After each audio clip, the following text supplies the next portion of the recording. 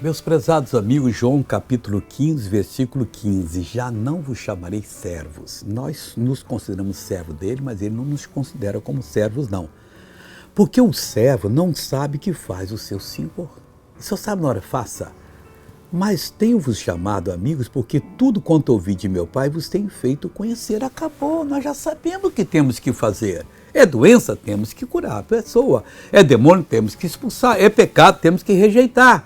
É pecador, temos que dar para ele a palavra que ele vai crer e vai ser salvo. É uma pessoa que está na pior, vamos dar a palavra para ele que tudo aquilo que nós determinarmos, aquilo que aprendemos na palavra, nós podemos pedir e Deus vai dar para nós. Meu irmãozinho, não há como a pessoa sofrer mais. Então ele não quer que você diga, meu senhor, eu sou teu servo. Claro que nós falamos assim, no sentido assim de respeito.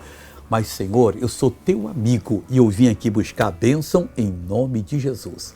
Veja essa pessoa que foi abençoada, contar o que aconteceu com ela, o que ela recebeu. Antes da oração, como andava? Nos mostre.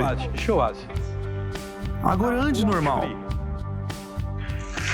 Glória a Deus. Eu agora quero lhe abençoar. Pai, em nome de Jesus, aqui estão os teus amigos. Porque o Senhor nos tem feito conhecer tudo que o Senhor recebeu do Pai. E, Pai, é impossível que o demônio ainda aguente essa pressão do céu. Manda fogo agora para queimar todo o mal.